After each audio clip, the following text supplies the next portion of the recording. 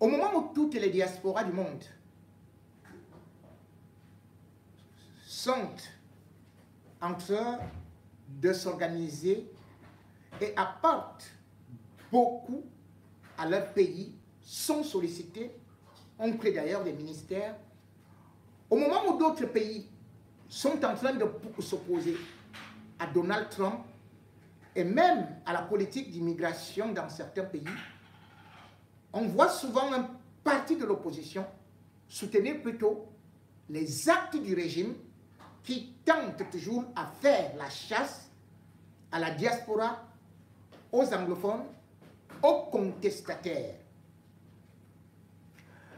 On a pu voir une lettre du Parlement camerounais adressée aux États-Unis à l'administration Biden, soutenant le fait qu'il faudrait traquer les anglophones et les exporter. Que dis-je? Les rapatrier au pays pour qu'ils soient punis conformément à nos lois liberticides de 2014 relatives au terrorisme. Que loin même de les affecter à Guantanamo, on les enverrait directement à Yoko. Parmi les parlementaires du RDPC qui ont signé cela, on a été surpris de voir le nom d'un opposant, c'est-à-dire Joshua aussi, qui a soutenu le régime contre la diaspora. Lui qui pourtant est dans une région anglophone, qui a connu toutes sortes d'humiliations, qui a connu toutes sortes d'incantations qui n'ont jamais apporté de solution et qui, bien évidemment, avec une politique d'administration, de réunification, s'est transformé en absorption. On aurait imaginé un anglophone d'origine, comme Joshua aussi, prendre la défense des minorités de cette diaspora qui s'est exilée, qui parfois n'a même plus où rentrer si jamais il fallait revenir au Cameroun. Cette diaspora parce qu'il y a une guerre où on voit des civils, des enfants, des mamans, aller dans des bosquets, aller vivre en brousse, et même aussi des extrémistes, soi-disant de l'armée, des armées de libération, des groupes se constituer pour parfois faire des excursions, soit dans des marchés, soit dans des écoles. Joshua aussi aurait donc pu être véritablement un porte-parole des malheurs de cette région.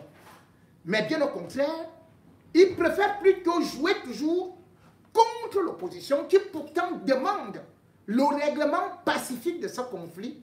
L'opposition qui demande au régime de ne plus utiliser les armes, de ne plus dépenser dans cette guerre fratricide qui fait couler beaucoup de sang.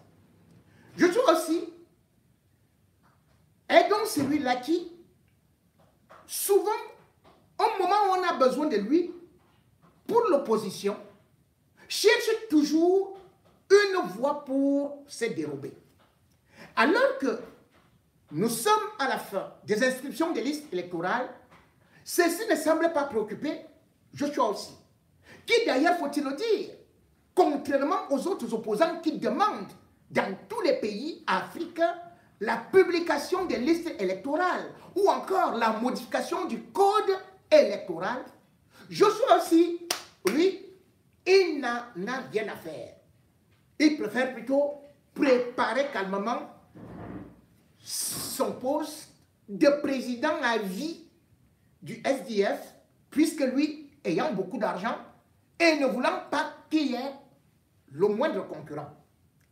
Je suis aussi, bien évidemment donc, au moment où l'opposition tente de se réunir, au moment où l'opposition tente de pouvoir penser des blessures, au moment où le peuple a besoin des forces vives et qu'on dépose les égos à côté pour pouvoir affronter un régime qui s'est enraciné depuis 43 ans, que dis-je, depuis 60 ans. Joshua aussi, lui, préfère plutôt aller s'attaquer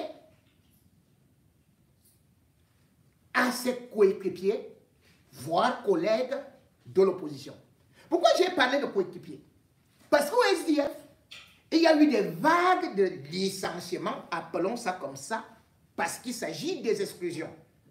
Avec Frundi, qui a utilisé un article Couperet pour éloigner tous ceux qui pouvaient le contester.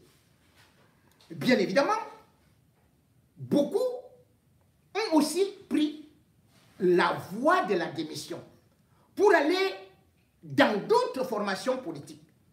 Au moment donc où nous sommes vers la dernière ligne droite, parce qu'après cela, c'est la convocation du code électoral. Je suis aussi, au lieu de jouer la carte de la mobilisation, de la sensibilisation, de demander au régime de publier la liste électorale nationale, je suis aussi qui n'a jamais demandé qu'on change le code électoral et qui se contente de ces 3% à la dernière élection, vient donc s'attaquer pas à ceux qui ont rendu le Cameroun pauvre et très endetté, pas à ceux qui, justement, ont créé l'instabilité et ont organisé une guerre dans les régions anglophones, mais il vient plutôt s'attaquer, sans bien sûr trop le citer, le MRC et aussi son ancien coéquipier, Nietzsche.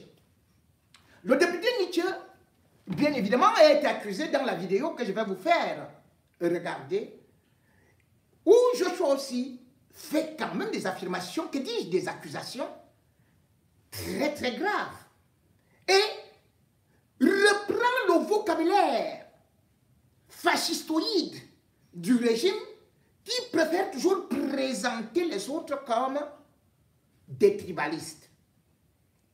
Joshua aussi trouve d'ailleurs que la mort de Saint Nidjon Frundi ne peut venir que de ceux-là, de ses anciens collègues, des anciens militants du SDF qui ont décidé de finir avec Frundi. Ah oui, vive le RDPC, vive Paul Biya, le sauveur, vive Frundi qui, bien évidemment, est déjà devenu un martyr qui a été tué par l'opposition. Et pourtant, Dieu seul sait, lorsque Frundi, en 1992, terrasse le régime Biya, c'est parce que les autres opposants ont mis leurs égos de côté et ont décidé de porter Frundi jusqu'à Etudi. Parce que les autres, le peuple camerounais, étaient unis. Mais Joshua aussi ne veut plus de cette formule. Il préfère évoluer en solo. Et quand il voit même quelqu'un d'autre vouloir le dépasser, alors il utilise la politique du CRA. Je ne parle pas de l'UPC qui utilise beaucoup cette politique-là, puisque d'ailleurs on appelle l'UPC le parti des crabes. La politique du CRA, c'est dès que vous voyez l'autre monter, vous le tirez vers le bas. Que personne ne s'en sort, nous tous, on reste en bas. Mesdames et messieurs, nous allons donc écouter Joshua aussi par rapport aux accusations, au lieu de présenter son programme politique qu'on lui demande partout sur les plateaux où il passe, il ne présente pas son parti, il ne présente pas son programme. Joshua aussi n'a qu'un seul programme, combattre l'opposition. La preuve, la voici, avec ces accusations d'une rare violence où on constate finalement que Joshua aussi, opposant, oui, qui marque le but contre son propre camp. Dire que ça s'est passé à une époque où j'étais pas président national, loin de là, mais il faut restituer les faits. Des gens entraînés, les gens ont été présents dans une réunion statutaire du parti, ont débattu au sein de cette réunion-là, et puisque leur agenda, c'était pour jouer le flanc, pour prêter le flanc à ceux qui avaient le vent en poupe à ce moment-là, et qui voulaient régner ce pays par la terreur, par la division, par le tribalisme, par la division. terreur, tribalisme, il y a haine. eu, heureusement, fort heureusement, au sein du parti, une majorité qui est progressiste et qui ne voit pas la démocratie du côté de la haine. Et donc, ils ont été mis en minorité. Ces gens sont allés au tribunal. Les statuts du parti sont très clairs.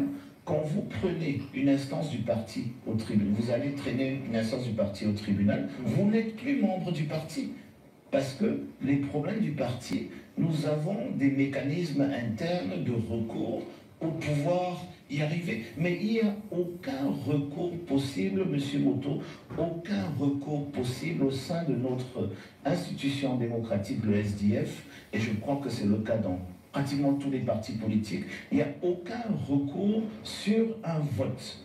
C'est-à-dire que quand la majorité a décidé de prendre une voie, vous ne pouvez pas aller faire changer cela au tribunal. Et c'est ce qu'ils ont essayé de faire. Le jour de la levée de corps du feu Chairman Lee John Frondi, nos avocats étaient absents. Pourquoi étaient-ils absents? Parce que ces gens étaient au tribunal et essayaient, pendant la levée de corps, essayaient d'avoir gain de cause contre le parti. C'est pour vous montrer à quel point ils sont pas seulement cyniques, mais méchants. Et ces gens, ça faisait un moment qu'on était, comment dirais-je, qu'on ne voulait pas aller vers l'exclusion. Mais c'est eux-mêmes qui se sont auto-exclus. Donc nous avons, comme on dit, supporté leur haine, nous avons supporté leur tribalisme, nous avons supporté tout ce qu'ils ont mis sur la table, mais à un certain niveau, c'est eux-mêmes qui ont poussé le bouchon au point où nous avons constaté qu'ils ne font plus partie du parti. Parce que dans le parti, il est absolument clair que si vous traînez le parti au tribunal, le parti ne peut pas aller se faire juger par un juge des tribunaux avec un autre militant. Donc pour pouvoir aller au tribunal, nous devons constater que vous n'êtes plus militant. Ce n'est que de cette façon que le parti peut se présenter au tribunal pour ce jugement-là. Donc c'est ce que nous avons fait. Rien d'extraordinaire. C'est quelque chose, c'est une disposition qui existe dans tous les partis politiques modernes, tous les partis politiques progressistes.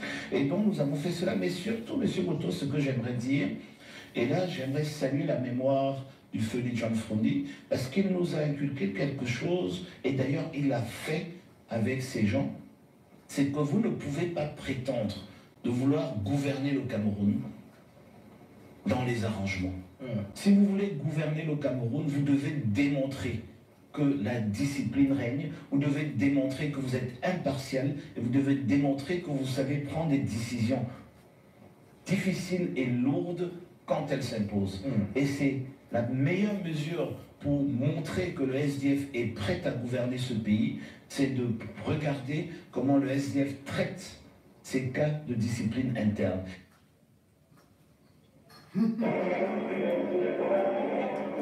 Chers frères et sœurs de la province du pétrole jaillissant, Voilà. chers camarades militantes et militants de notre grand parti gastronomique, le mouvement pour le libéralisme alimentaire auto-ventré, vous savez, je suis de ce côté ici, la barrière, grâce au coup de tête magique du guide éclairé, dont le décret m'avait imposé démocratiquement à vous, comme ministre député, avant l'avènement du multipartisme persécuté,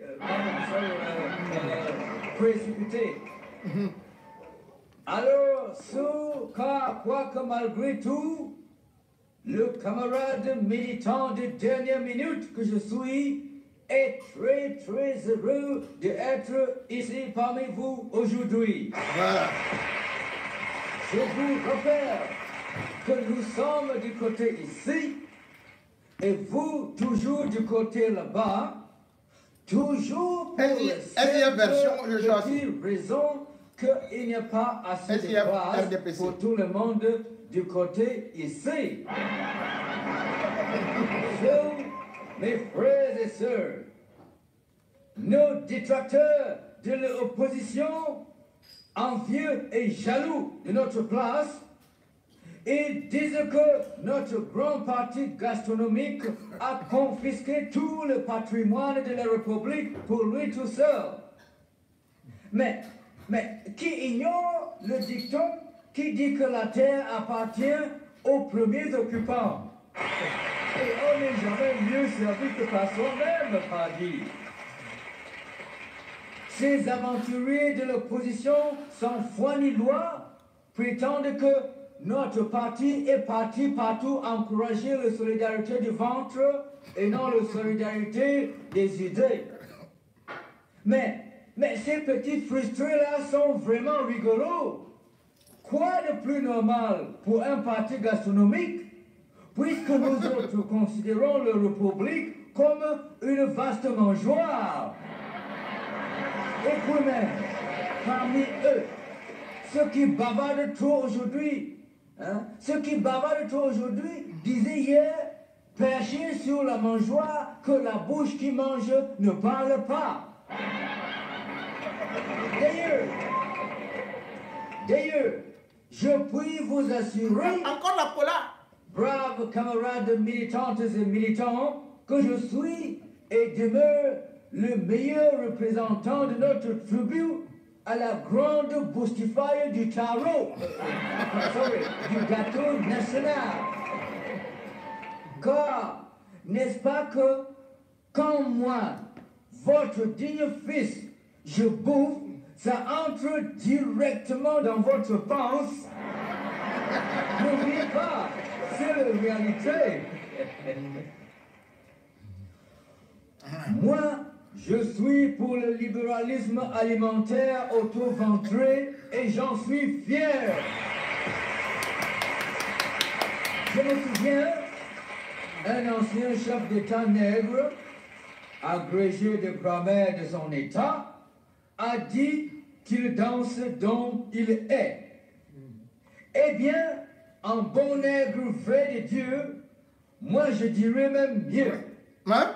Je dirais, je bouffe, je bois et je danse dont je suis. Alors, car en effet, chers camarades militantes et militants de notre grand parti gastronomique, si je suis réélu, je vais vous gâter. I so do swear, je le jure. Il y aura l'autosuffisance vestimentaire. Il y aura la construction des lycées fictifs et des universités fantômes à travers toute la République. Si je suis réélu, il y aura les autorisations d'ouvrir le débit de boissons à côté de tous les établissements scolaires en ville comme à la campagne. Voilà, ça c'est... Non, camarade, c'est bon. C'est bon. Consommateur, tactique économique infaillible. Ah non, je te vote, Nous allons encore mieux faciliter l'accès de notre brave jeunesse à la bière et à la cigarette. Apportez-moi la bière. Ainsi une remontée spectaculaire du niveau scolaire et surtout de votre chiffre d'affaires. Si je suis réélu, il y aura des Mercedes nouvelle coupe 590 pour tous les chefs traditionnels, même de dernier degré. Et leurs rejetons, ni dans ou en dehors du mariage, recevront des bourses d'études gratuites pour les études en Europe et aux États-Unis jusqu'au 99e enfant. Si je suis d'accord. Réélu, ce dont je ne doute plus, avec toutes ces belles promesses que je suis en train de faire à vous, c'est bon. Les lourdes taxes sur les axes lourds seront supprimées. Et pour améliorer le cadre de vie les barrages des en Amazonie, citoyens là. et protéger l'environnement, nous allons négocier un contrat historique avec le maire de la ville de Paris pour les vendre les ordures ménagères qui encombrent nos villes poubelles. Nous serons ainsi les premiers nègres. On va vraiment réussir. Aux blancs nos déchets toxiques qu'ils prendront pour du café ou du cacao exotique, pas dit. Et surtout. C'est un grand programme, hein? C'est pour ça qu'on ne va pas vous présenter. 99,99% assurant la majorité totale, vous aurez aussi même votre part d'aéroport international importé et sans objet. Vive les provinces du pétrole jaillissant, vive mon village électoral, vive le guide éclairé, bâtisseur infatigable et fatigant de la nation fatiguée, président à vie de notre grand parti gastronomique, j'ai nommé le Mouvement pour le libéralisme alimentaire auto-ventré.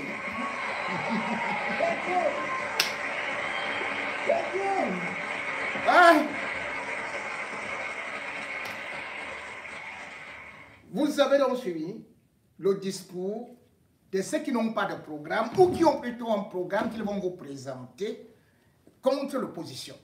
Et bien évidemment, aujourd'hui, on voit la trahison de l'opposition, une opposition qui était devenue, qui a déçu le peuple, parce qu'elle est devenue alimentaire, parce qu'elle se bat pour son ventre et ses marchés.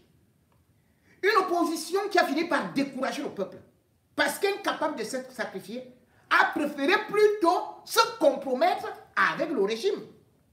Vous avez entendu le leader du SDF dire que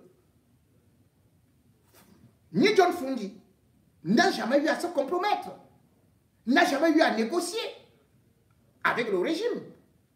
Il n'est pas interdit à un opposant de rencontrer, bien évidemment, le chef de l'État.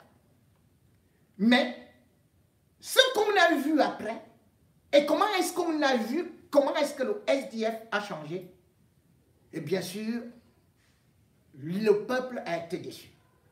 Un peuple qui a été berné, bercé par cette illusion que le SDF avait un pouvoir surnaturel, que le SDF était incorruptible, que le SDF pouvait faire chasser Paul Biya d'Etoudi par une baguette magique. Mais cette baguette magique s'est transformée aussi en baguette alimentaire. Ah oui, pas seulement baguette de pain, pas seulement cette baguette ou des spaghettis alimentaires, mais plutôt des valises de milliardaires qui ont frôlé et qui ont survolé en l'air.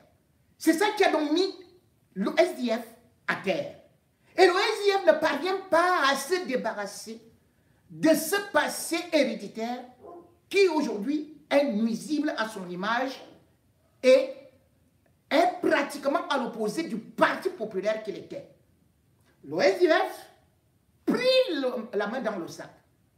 Oui, le SDF dans les réseaux de corruption. Et là, ce n'est pas moi qui le dis, c'est un élément que vous allez encore écouter tout de suite là, qui est produit par un journaliste et aussi le témoignage à l'appui d'un commissaire au Cameroun qui a dû transporter de l'argent à travers des mallettes avec bien sûr l'assistance, la bénédiction de celui qui aujourd'hui à la prison de Kondengui, un ministre milliardaire qui s'appelait bien évidemment, s'appelle parce qu'il n'est pas encore mort, Mbango. Le SDF a donc réussi lui-même à quitter des cœurs des Camerounais. Un commissaire de police, le commissaire Léopold Ebene, aujourd'hui en exil, raconte comment il avait escorté le directeur du cabinet civil de l'époque, Edgar Alain Mebengo, à l'hôtel Juga Palace de Yaoundé pour corrompre John Fundi afin de casser la candidature unique de l'opposition en 2004. Selon le commissaire Léopold Ebene, il était question de remettre une mallette de 500 millions à John Fundi. M. John Fundi a reçu de l'argent pour casser l'opposition qui devait incarner Adamou Damjoya. Comment savez-vous? Je vais vous expliquer. Tout s'est passé au Dioga Palace. 500 millions de francs, monsieur. C'était une manette. C'est M. Bongo qui l'a transporté. Oui. M. Bongo était directeur de cabinet civil, monsieur.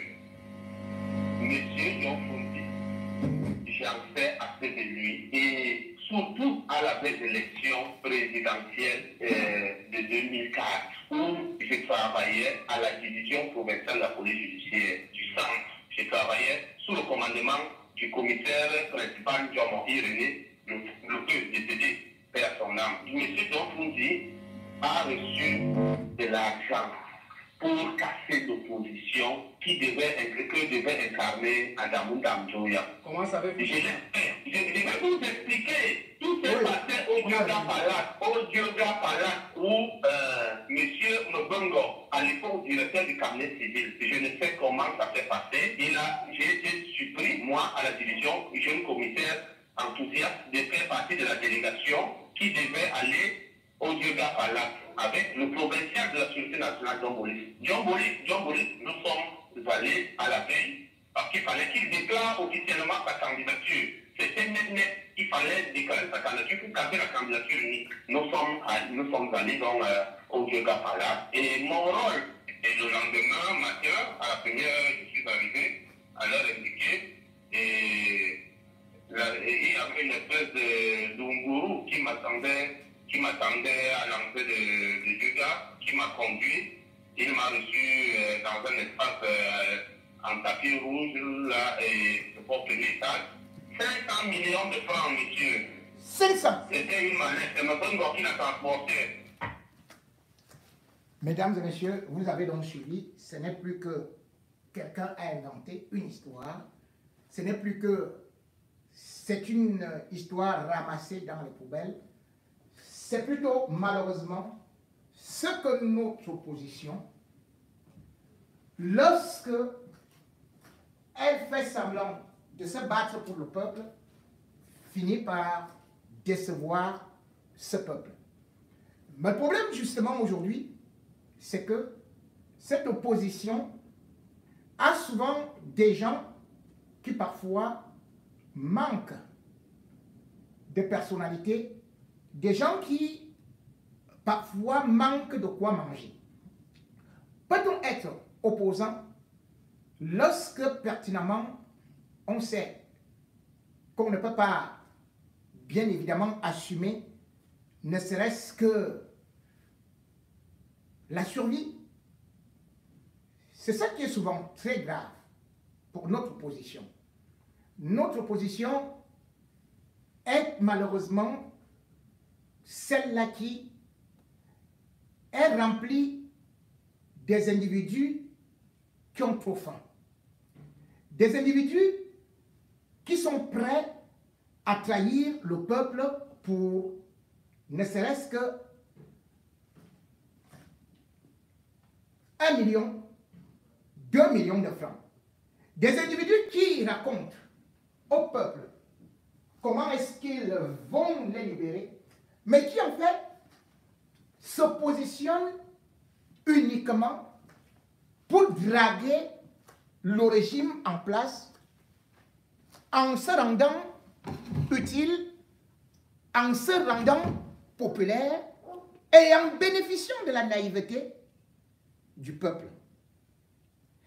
Célestin Diamène, par exemple, puisque lui aussi c'est un opposant, qui à un certain temps était même ici dans la diaspora combattante. C'est d'ailleurs lui qui avait porté, qui avait initié la plainte contre Paul Biya, parce qu'il militait dans le mouvement des activistes du Conseil des Camerounais de la diaspora. C'est lui qui avait donc initié une plainte contre Paul Biya pour des détournements de fonds, pour l'enrichissement illicite. Bien sûr que c'était en vogue, et ça le reste d'ailleurs, c'est-à-dire les biens mal acquis, où on a vu des ONG poursuivre des chefs d'État, la famille Bongo, la famille Sassou Nguesso, et même aussi au Biangema. C'est donc dans cette lignée qu'il avait porté cette plainte. Et bien évidemment, la plainte n'avait pas abouti. Mouvement d'éclat, oui, il voulait se faire remarquer. Et par la suite, on l'a vu bondir de l'autre côté. Lorsqu'il est rentré au Cameroun, il était déjà dans le SDF. Là-bas aussi au SDF, c'était l'opposant radical qui voulait se faire voir, qui voulait se faire remarquer, qui voulait même être sur les strates, sur les hauteurs du parti, de la pyramide, mais qui malheureusement a toujours eu un problème, les fonds. A-t-il déjà travaillé? Quels sont ses moyens de subsistance? Voilà le vrai problème de Célestin Djamène, qui donc, par la suite, après avoir échoué au SDF, à l'instar de la chenille qui se transforme en papillon, est parti donc se poser sur une autre fleur, celle qui était enjolivante, le MRC. Le MRC porté par la popularité et surtout par Maurice Kamto, eh bien Célestin Djamène s'y est engouffré. Et il avait un objectif, c'est celui d'être maire.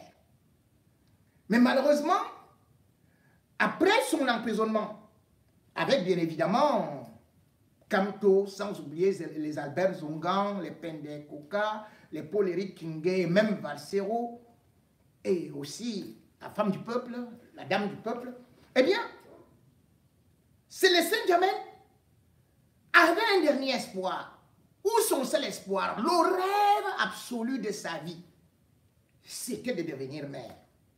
Il ne l'est donc pas devenu parce que le MRC a décidé de ne pas présenter des candidats à l'élection présidentielle. Et du coup, son ennemi n'était plus Paul Biya. Son ennemi n'était plus le régime. Il est devenu opposant. Et est parti même créer un parti rapidement légalisé par Atangandji. Vous croyez qu'Atangandji peut vraiment légaliser le parti d'un opposant?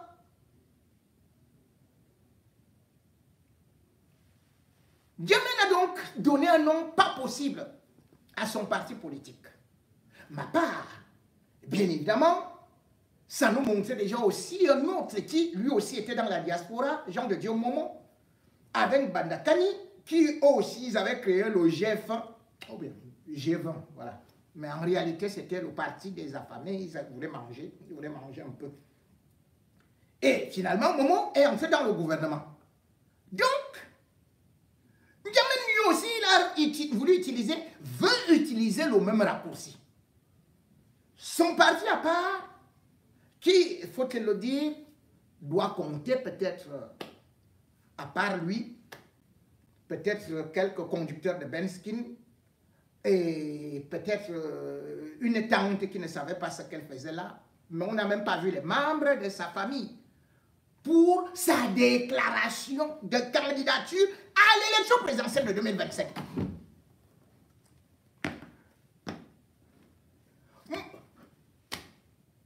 Djamène est donc candidat à l'élection présidentielle 2025. Mamma mia.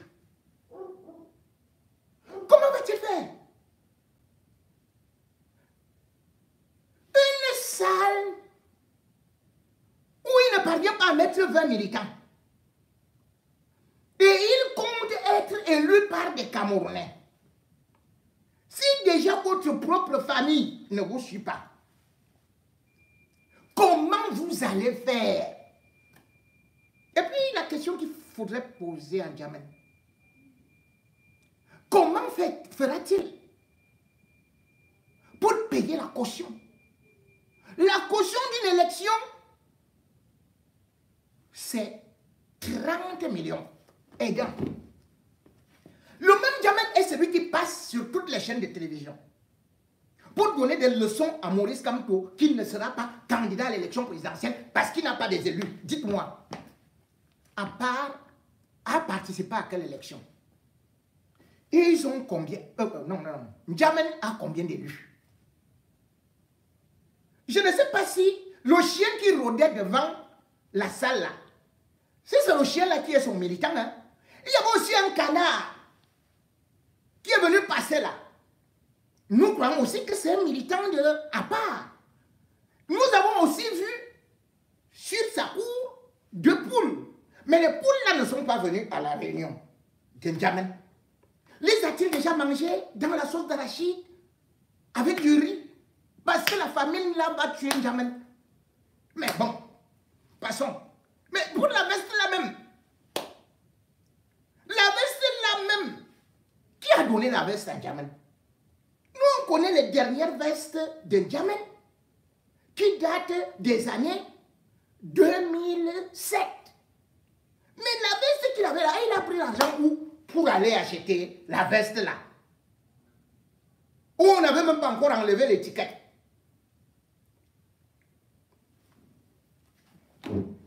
C'est que nous allons donc demander à N'Djamena qui donne des leçons à tout le monde. Et particulièrement aux autres opposants qui, dit-il, ne seront pas qualifiés. Par quelle équation N'Djamena aura 300 signatures? C'est-à-dire que 30 dans chaque région. Si déjà chez toi, c'est-à-dire ta propre famille, tu n'as pas 30 militants. Dans ton quartier, tu n'as pas 30 militants. Sur toute l'étendue du territoire, tu n'as pas 30 militants.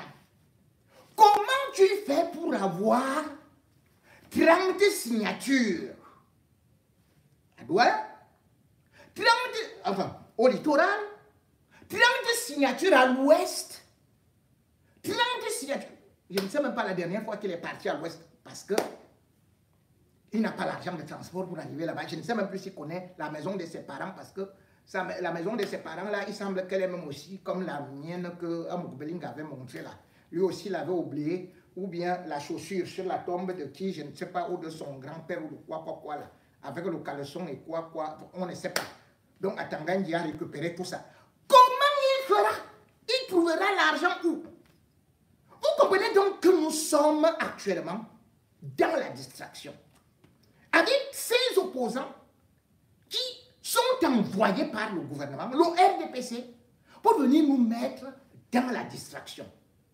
Et le pire, c'est que, en même temps, ils subissent des humiliations.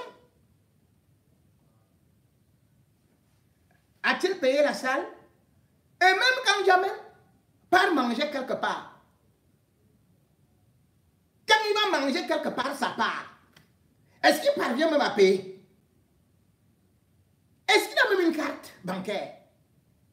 Mesdames et messieurs, installez-vous. Je vous présente Sa Majesté, Son Excellence, Excellentissime, Célestin N'Djamena! Célestin N'Djamena! Le futur chef d'État du Cameroun, Célestin N'Djamena! Et surtout, oh non. N'Djamena, avant d'entrer, il faut d'abord un DJ qui le connaît très bien pour nous dire d'où vient même Célestin N'Djamena. Il va nous expliquer ça. Oh, ok. Bon, on va. Est-ce que vous connaissez même la biographie de votre futur président? Allez, Célestin N'Djamena, on le présente parce que les gens aiment trop dire des petites choses. Pourtant, c'est un grand. On le connaît partout. Écoutez, on le connaît. C'est quelqu'un qui a roulé la bosse. Célestin N'Djamena, c'est un grand opposant. Non, je connais. Attendez, mesdames et messieurs. Vous allez découvrir maintenant, en présentation, l'homme qui va gérer et tout dire à partir d'octobre. Est-ce qu'on peut dire aujourd'hui que vous n'avez jamais pardonné à Maurice Kamto justement de vous avoir volé le rêve de devenir maire et d'avoir pour une fois, éventuellement de votre vie au Cameroun, un travail? Parce que vous nous repréciserez ce que vous faites. Samuel Motte vous a dit, qu'est-ce que vous êtes allé faire au MRC? Il est évident que vous alliez au MRC pour utiliser la notoriété du parti, je reviens à vous, pour utiliser la notoriété du parti et pour vous faire une place au soleil. Et quelques militants du parti essayent de révéler vos volontés pouvoiristes. Voilà, si je lis ma fiche, je verrai évidemment que vous comptiez sur le travail de maire pour essayer de corriger vos joues, qui sont le maire. pour essayer de corriger vos jours qui sont assommés par la pauvreté. Vous ne travaillez pas, monsieur Ndiamé. Et depuis que vous êtes de retour au Cameroun, le seul travail peut-être que vous savez faire, et ça, les enquêtes nous l'ont révélé, monsieur Ndiamé, depuis votre retour au Cameroun, vous n'avez jamais su jouer que le rôle de nounou, pendant que votre petite copine va travailler pour essayer. Non, je suis allé pour remplir le frigo qui est en panne. Alors dites-nous, pourquoi est-ce que vous ne démissionnez pas du MRC, tant il est vrai aujourd'hui que vous êtes totalement et idéologiquement opposé au parti? Maintenant que vous avez perdu finalement le rêve de devenir maire, et d'avoir peut-être un emploi sur le Cameroun, et maintenant que vous êtes totalement idéologiquement opposé au MRC, pourquoi est-ce que vous ne démissionnez pas? Mais attendez, d'abord, une question de vraiment ras des pâquerettes, c'est-à-dire vraiment en dessous du dessous. Oui, vous aimez bien les grands mots. Non, mais c'est vrai, parce que vous n'êtes même pas au courant que j'ai démissionné du SDF. Je suis bien au courant. Et deuxièmement, vous ramassez des ragots qui traînent un peu partout sur Internet, dès que je suis frappé par la pauvreté. Je n'ai pas d'abord. Je suis un homme pauvre, moi. Vous savez d'où viennent les revenus? Non. Est-ce que vous pensez que les seules sources de revenus sont le salariat? D'où viennent vos revenus? Les plus pauvres de la terre sont les salariés. D'où viennent vos revenus? Les plus grands riches dans ce monde effectivement, sont pas les salariés. Cristiano Ronaldo est pauvre. Messi est pauvre. C'est les salariés. Vous devriez venir vers moi pour me le demander. Alors vous allez raconter sur Internet, vous ramassez n'importe quoi. Et vous connaissez ça circule un peu partout. Vous racontez des inepties. Et alors, est-ce que je vais manger chez quelqu'un un jour? Je mets le carburant dans ma voiture tous les jours. Je ne prends l'argent chez personne. Vous avez une voiture? Le départ de M. Ndiamé, je le compare au comportement de Momo Jean de Dieu, que nous avons tous vilipendé sur les réseaux sociaux. C'est des motivations alimentaires. Et je vais vous expliquer pourquoi. Quand on adhère à un parti politique, on adhère par conviction. Ça veut dire qu'on accepte le statut, la ligne politique, le règlement intérieur de ce parti. Tout à l'heure que M. Ndiamé est parti, parce que c'est le problème d'argent. En 2013, lui, il cherche à aller à l'ADD, de Gata Amanadji, parce qu'il n'a pas l'argent pour payer la caution de municipal 50 000. Aussi, le récupère et paye sa caution. C'est aussi qu'il paye les 50 000 pour qu'il soit élu conseiller municipal. 50 000, il n'en avait pas. Et par la suite, il a cherché à être 4e vice-président national du SDF au congrès de Bamenda. Il a préparé le dossier, il n'avait pas les moyens de payer la caution de candidature. C'était combien de millions? Et il n'a pas pu se présenter à ce poste-là. Il a cherché à être président régional du SDF. Malheureusement, là encore, il n'a pas eu les moyens de financer sa campagne et de battre l'honorable Jean-Michel Nitu. Quand on milite sans moyens, quand on n'a pas les moyens de sa politique, c'est extrêmement difficile. Vous avez eu le même exemple avec Hélène Dilobé. La politique au SDF, c'est surtout les moyens. Non, ce n'est pas que la politique au SDF, c'est le problème de moyens. Nous avons un genre de militant que, quand il voit 10 000, il est prêt à fuir. C'est des militants sans conviction. Au congrès de 2012, nous avons créé un poste, c'était nouveau, secrétaire national aux droits de l'homme. Le chairman a eu confiance en M. Ndiamé et l'a coopté comme secrétaire national aux droits de l'homme. Mais ce que je sais, c'est que il ne fallait pas avoir 2012, sa candidature. Oui, on a créé un poste, on l'a coopté. De 2012 à 2018, M. Ndiamé n'a jamais produit le moindre rapport sur la situation des droits de l'homme au Cameroun. Donc c'est un poste qu'on lui a donné au Bureau national qu'il a été incapable d'assumer.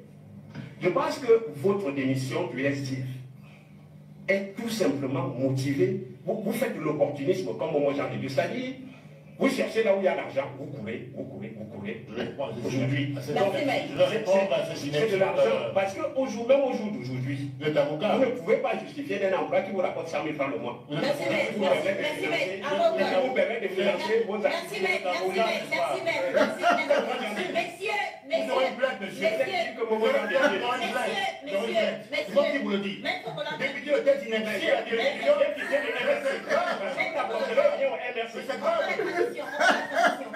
Je peux voir que M. Ndiamé doit faire une conférence aujourd'hui pour annoncer qu'il crée un parti politique. Je peux voir que ce dossier a déjà été signé par un certain M. Nga, qu'il a fait légaliser. Je suis personnellement allé avec M. Ghislain Pierre-Essono chercher M. N'Djamène à Douala, chercher Mme Doki, que nous n'avons pas eu la chance de rencontrer, il était à Yaoundé. Nous étions en négociation avec beaucoup d'autres cadres du MRC qui étaient d'accord pour l'apaisement. Eh bien, ceux du RDPC, mal invités, sont allés présenter l'affaire dans leur parti politique, comme si c'était eux les initiateurs de l'affaire. Eh bien, avant-hier, l'affaire a échoué. Quand il s'est agi de donner 50 millions de francs à ceux qui accepteraient de trahir M. Kamto et d'entrer au gouvernement. 50 millions de francs, ce n'est pas ce qui était prévu. Les gens du MRC qui sont venus, en accord avec ceux du RDPC, ont décidé de décapiter le MRC. Ce qui n'était pas l'ambition. Notre ambition.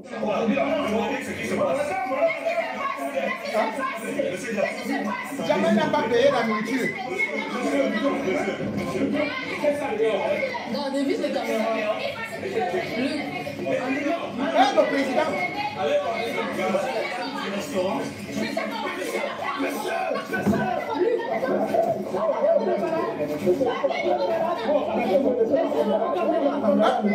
C'est le président construit comme ça, les forums.